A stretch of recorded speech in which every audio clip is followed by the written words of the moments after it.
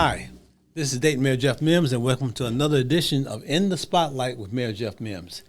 And today, as always, my guests are always special. Have another special guest, C Lock. Appreciate you, man. Okay, C Lock. Talk Appreciate about it. you. So, what does C Lock mean? What does it stand for? That's just my name. I mean, it's just short for my name. It's just my name, Christopher Lockett. So people call me C Lock. That's all. Plus, it's like it's an acronym. It's like clock. I'm always on time, baby. You know. All right. I appreciate that. Appreciate that. So you rocking some stuff up Westwood? Yeah. What's up with that? Yeah, that's the neighborhood I'm from. So, I feel like with an opportunity to sit across from you, like I'm like. Neighborhood kid like myself sitting with the mayor. Okay. This is the proper way to really represent my neighborhood. Okay. So, yeah. No, I appreciate that. Yep. There's a brother, what's his name, that I got a bunch of sweatshirts who prepared me in that space. I got one, and then it got so popular, I got about 5. You talking about Kinlaw? No. No, not Kinlaw, because this was made by Kinlaw. Oh, Kinlaw made that one? Kinlaw made this one, yeah. No, but it'll come to me in a few minutes when we get back. But I got about 4, 5, 6 shirts that had just a kid from Dayton. Oh, yeah, Keith Camp. That's my partner. Yeah, Keith Camp, yeah. And so my wife had him in school when she was a teacher at Fairview. Okay. Way back in the day. Yeah, that was the rivals right there. Yeah. I went to Kaiser. Okay. So, man, we had it out with Fairview. Yeah. I was supposed to go to Fairview, but I don't know. So I got another one that says just a mayor from Dayton now. So I'm the only one that has that. That's so fire. I like representing the city, of course, and Dayton as a whole. Absolutely. So you do a lot of things in this community, a lot of things that a lot of people are not aware of. And your focus, of course, you've heard me talk so much about how important it is for us to do things for our youth and putting them in a good space so they can be their best selves and functioning in that particular area. And I attended, a program you guys did this past summer where you had a bunch of young men and young ladies all dressed up, like they go into a prom or something, and you were doing some great things with them. So talk about the 2 programs that you especially work on with some help. I know Peanut helps you a lot as well in terms of doing some things in those spaces. Yeah. So we got an entrepreneurs program that we run for adults. Okay. Pretty much year round. It's called Official Network and Chill. Mm-hmm. It's where we help small businesses build from EIN all the way to business funding. Mm-hmm. Anything you need as far as whether it be a business credit, or you might need any type of Dun & Brad certificates. You might need an EIN. You might need an LLC. We want to help you with that. Okay, point you in the right direction to get some type of funding for your small business. So we specialize in helping small businesses, which is the adult program. But we also, throughout the summer, we run a K-8 program for the kids, for the youth. So what you actually was talking about and describing was the gala that we were at. It was where we just recognized the adults and the kids who go through our program. Okay. So the children's program, remember, the adult program is called Official Network and Chill. The kids' summer program is called Official Network and Children. Okay. Yeah, so we put the chill and then we put the dren on there. Something just slick that we came up with. But, yeah, so we just like to recognize at the end of the programs, mainly like around September or so, we like to recognize the people who come through the program, the kids and the adults. So. Okay. So let's talk about that name again, Official Network and Chill. Mm-hmm. So what caused you to think at least along those lines, and how do you think it's made a connection, if you will, by using some people will call it street, some people will call it like down to earth, some people will call it connecting with the people that would make them feel like it's okay, it's cool to be in that space. Yeah. Now, those are my words, so let me hear yours. Yeah, no, that's exactly what it really is. It's us just being down to earth, right? Like, so the idea was, first of all, we understand that business and being an entrepreneur can be very stressful, right? So as we go through this stressful process, we like to have some time to kind of just chill and relax about it. So, so we're here to network, absolutely.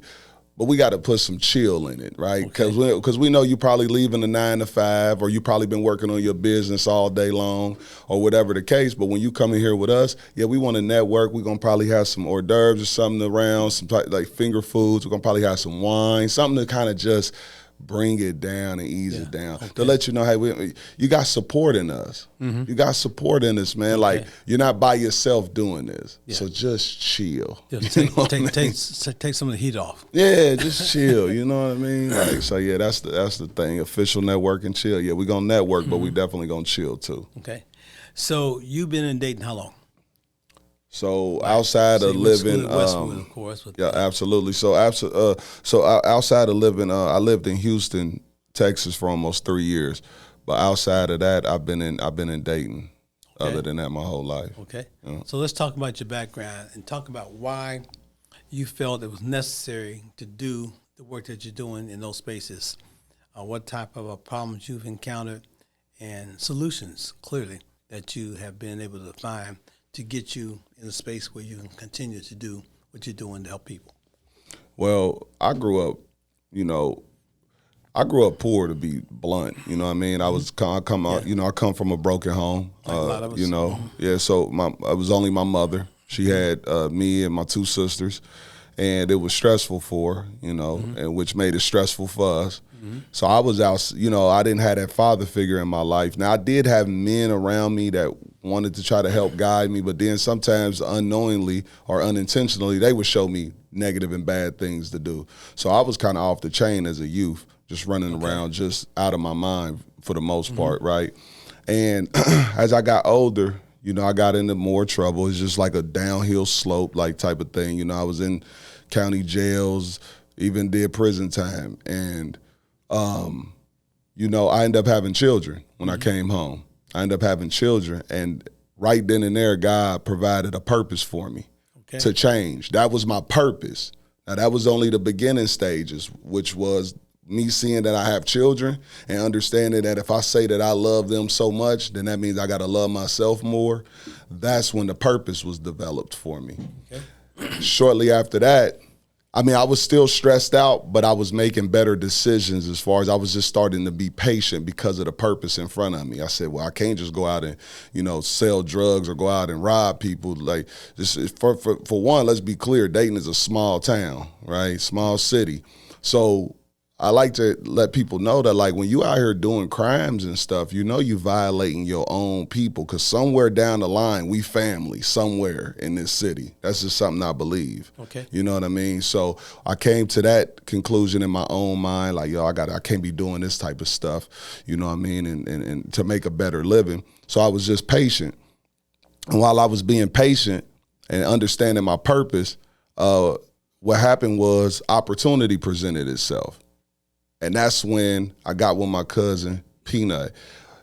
Before I even got with Peanut in Official Network and Chill, though, I was already cooking and utilizing my skills. I was already rapping. I was already doing directing music videos and doing certain stuff. I just wasn't making a lot of money from it. Okay. And just for the record, I'm still not making a lot of money. You know what I mean? I don't know why. You know what I mean? But what happened was, again, like I said, opportunity presented itself. So I'm already full of purpose. And now opportunity presents itself for me to shine and show how positive I've become, granted my negative background. Okay. And I took advantage. And here I am now, you know, sitting here with you, you know, probably the most important man in our city. You know what I'm saying? Bless you. Keep on trying. Keep on trying. You know, you said something a few moments ago that resonated very heavily with me. And I hear that a lot sometimes from different people, but not as often as I would like to hear it.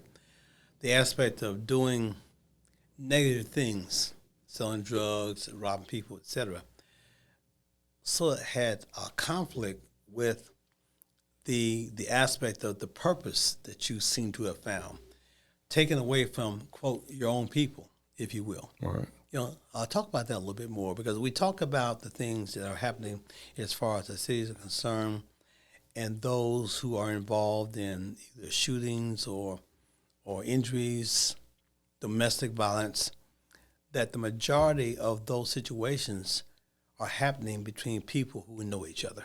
Yeah. So when we start talking about gun violence, it's generally someone who knows the other person that got shot, right, or knows the person who's doing the shooting.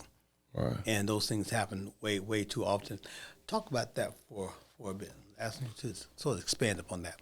Well, I know coming up when I was coming up, you know, we was very unsupervised as children. Mm-hmm. We were very unsupervised. So I just know if we would have had that parental, you know, guidance or those guardians around to kind of guide us and show us, you know, this ain't it, that ain't it type of thing, mm-hmm. we'd have been better off. But let me tell you something. I will say this. Coming straight out of Westwood, the rec center that was there helped out a lot because the individuals that was in the rec center, the men, the women, they were not only professional, but they cared for us. So they would try to guide us as best as they can. Now understand though, they only open so many hours. Once the center closed, we back on our own. So now we still outside, unsupervised. We got access to drugs. We got access to alcohol, bad food. Everything that we putting in us makes up our thought process. Mm-hmm. You know what I mean? So if we putting a bunch of negative stuff in us, well, hell, what you think gonna come out of you? A bunch of negative stuff. So we didn't know that though. See, I believe that the kids now have a better opportunity right now because someone like me who come from where they come from and who can relate to them, I can help you now because I can show you, hey, first of all, I've been where you've been, but mm-hmm. I'm where you want to go. Okay. Deep down inside yourself. You know, all the kids got a dream of being, you know, self-sufficient at some point, I'm sure. Right? Like that's what they claim they do it for. They want to have the nice car. They want to have the nice house. I'm not saying I got the nicest car, the nicest house, but I got a nice vehicle, right?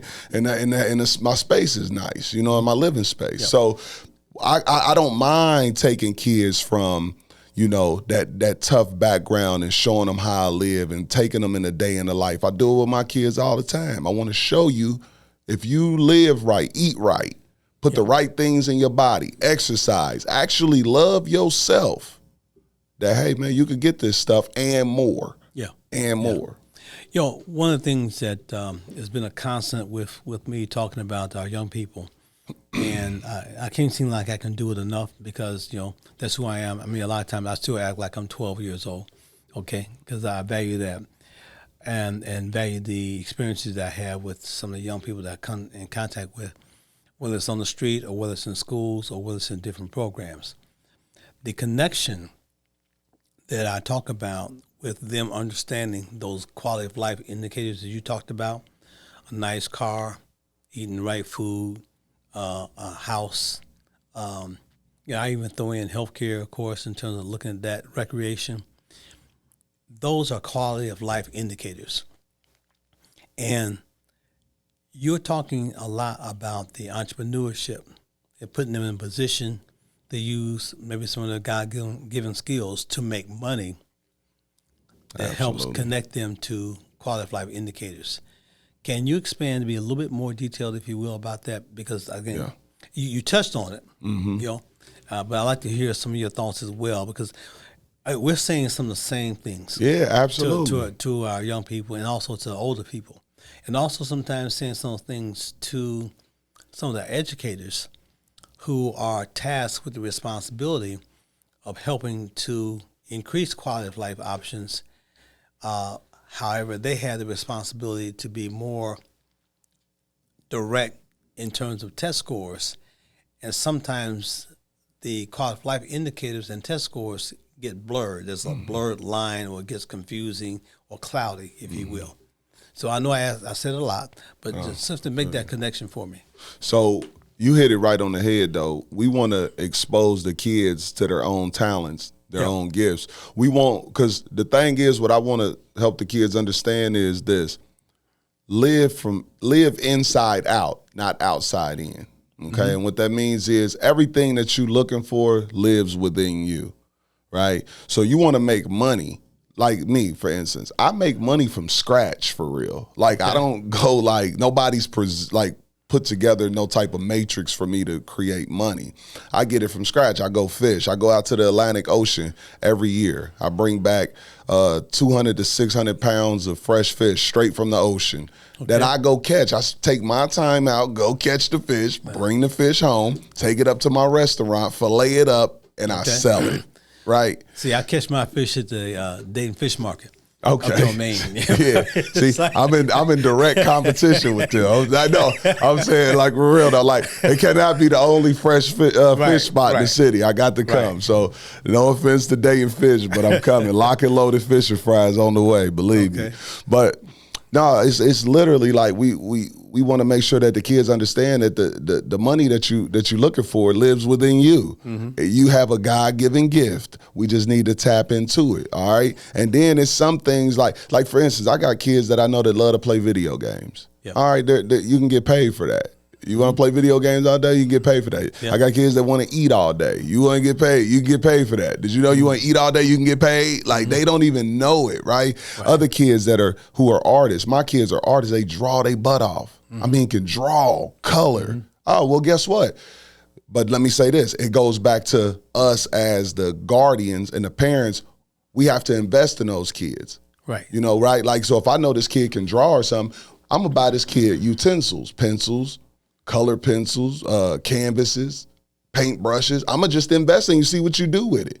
I don't care how many times you mess it up, as long as I could go out here and make $1 and give you a quarter to 50 cents of it here. There you go into that drink. You just keep doing that. Before you know it, you'll be as good as the top dogs in this art world. You know? You know, it's interesting. Just this past Friday, I was opening, making comments for Culture Works. And they have a big group that's sole purpose, and Bean Davis was there as well, about how we can increase and make sure that we create these opportunities for more and more of our young people to get exposed to the arts in terms of doing that, and support, again, if you will, with the school system, and again, helping them continue to increase the work that they're doing in that space. And I know that Michael Ridiger from the Dayton Art Institute, they're working on things as well to keep support for the arts going in that space. And I shared with them that I'm an artist. And I didn't know I was an artist until I was in kindergarten. And when the teacher asked us to go on a field trip, we went to this farm. And we came back, they asked us to draw something, go to the board and draw something that you saw at the farm. So I drew this horse. The teacher was so excited about the horse, she went down the hall to get another teacher to bring her back and show this horse that I had drawn. Now, while she was gone, I erased the horse and drew a cow. And so she sent to a teacher, look at this horse that Jeffrey drawn. So the teacher was looking at the cow, looking at the teacher, looking at me, like, man, this teacher don't know the difference between a horse and a cow. But in reality, being an artist, learning at that particular point in time, and like you're talking about crayons and pencils and painting and all those type of situations, it created within me another vehicle to show me that I had value. Absolutely. And so for the rest of my life, all my life, it would continue that, and then also being a musician, it gives you some insulation from some of the crazy stuff that's out there. Because at the end of the day, I still know I got my art, I have my music, and whatever else I got, a little halfway athlete, playing baseball, playing track, etc. So golf, all those things in golf now, all those things fall into the category. I don't say it, but they fall into the category of making up who you are as a person.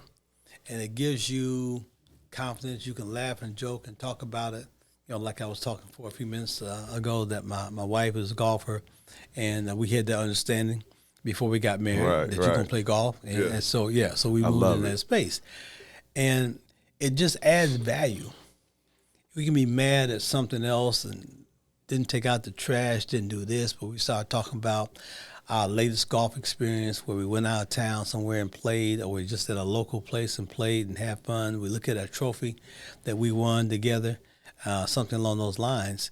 But all those different God-given talents that you mentioned before, that when you have an opportunity to expand upon that, it makes you a better person.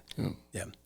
And as you do the things that you do, again, how do they fund those kind of things? How do we find a way in this community to increase the opportunities for more and more of our young citizens, if you will, to have those options? So that's a great question. we definitely got to spend the dollars more wisely, obviously. We got to invest in, the programs, that are geared towards seeing that thing right there come true, which is obviously developing the youth. We can't listen, one thing, we can't do is give up on the youth. The youth is the future. Right. So I think a lot of times, though, adults, and it's sad to say, but the truth of the matter is what I've noticed is a lot of adults can be selfish because they feel like they missed out on something in life. And when they finally start to get something, then they want to use all of the resources they got until they hit the grave and never think about what's to come after them. So I'm just in a space with the age I am now and the way I think, I'm just really doing it for the future. I'm doing it for the kids now. I've had my fun. And don't get me wrong. I say it like this. I actually have fun at work. The work that I do is fun to me. You know what I mean? So there's my fun now. Don't get me wrong. Every blue moon I go on a vacation, here and there. But as far as just spending every dollar on myself, that's out of the question. Yeah. I'm thinking about the future, and I wanted to ask something too, because I heard you say music. So my cousin is Tommy Lockett, which he started the band Slave with Mark Adams out of Dayton. And, so music is in my blood, literally. He played with Keith Harrison as well in that group? I believe so. Yeah. I believe so. See, I played with Keith's older brother. He and I played drum duets. In the city. Steve Harrison, way back in the day. Yeah. Back in the artists of music, way back when they were How Untouchables, before they came, they're How players in terms of doing that type of work. Yeah. And again, it was just fun. And there was a time when every high school in Dayton had a band. Yeah. And they had music programs in elementary schools all the way up. I caught a bit of that. Yeah. I caught a bit of that. Yeah. And doing that type of work. Yeah, stuff like that. Even like recreational centers. I'm telling you, that stuff, I'm sitting here as witness. That stuff count. It made a difference. Yeah. My kids go to the rec center now, Princeton. Of course, we got YMCA passes, but they go to Roosevelt. You know what I mean? I keep them involved. The libraries. I know it was madness going down at the library downtown not too long ago with the kids and whatnot. I don't know who was down there overseeing it or who's involved as far as the adults go or who's interacting with those children. I don't know if it's just because a lot of the times, I teach the kids, police are reactive, not proactive. See, police show up when something has already been done, a crime or something tragic has already took place. Then you see the police. But we can't expect for the police to be proactive. We need more adults that have ideas and programs to be in those places to kind of help, balance that thing. Yeah, I know we find ourselves in a situation with our police when we did the police reform program a couple of years ago, which we did receive a national award for. It doesn't mean that everything is perfect, but it does mean that we are moving clearly in the right direction. And we had one of the recommendations that came out that talked about the aspect of know your rights and have those communities throughout the city, or those meetings throughout the city in terms of what I'm trying to say. And that way having normal, average, everyday citizens with the police, with a consultant, and anyone who wants to come, and then talk about the types of things that are happening and how police are responding. And they've been very receptive to that. Yeah. Additionally, the training programs that we're dealing with to do exactly what you were talking about. How do you identify and resolve the conflict at its lowest level? How do you train them on how to de-escalate situations? So we're about a year and a half into that type of work and training right now with the police, which is one of the reasons why we haven't had those situations that we used to have sometime in the past. And then this whole peace initiative, in which we got to talk more about that because I need to make sure that you guys are up on that, because we're going to need you to be involved in that whole program as well, this whole peace initiative as far as the city of Dayton is concerned. Right, because that's important. It's not going to just take the police to develop these skills and utilize them in the community. Yep. It's really about really getting the community folk involved and letting them know that, hey, if you stand up for something, then you could affect this in a positive way where this madness is not overtaking our community type of thing. Because I think a lot of people sit back and they just be thinking, oh, just let somebody else deal with it. No, it's you. Yeah. you need to step up and help. Yeah, we're it. Because, what you mentioned before, like doing so many things for our youth, is the aspect of saying, as a mayor, if I want to have good citizens, I got to help grow them. Yeah, I remember you saying that. I heard you say that. Yeah. And that just gets to be a basic element of common sense. You can't just, you're trying to have a good lawn, throw the grass seeds out on the concrete, don't give it any water, no fertilizer, and then get mad because you don't have any grass out there. There you go. So you gotta use some logic. Okay, let's move it to put a little topsoil on it. Come on, some now. fertilizer and some water. Put some and effort into it. Try to Come make on, those things happen. Right. And you look at all the things that bring that to light. We got about probably about 5-6 minutes left, maybe more like 5. But I do want to go back. You mentioned lightly some of your troubles that you've had in terms of being incarcerated. What caused you to turn around? Because if we look at sometimes individuals who are incarcerated and sometimes the rehab doesn't go the way they want it to go, we're looking at that whole system.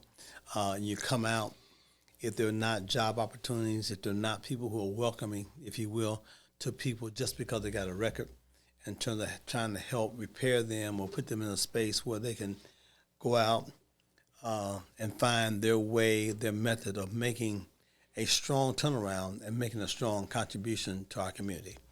Clearly, you're making a strong contribution to our community. What was your driving force? I know one thing you said was children. Yeah. Okay.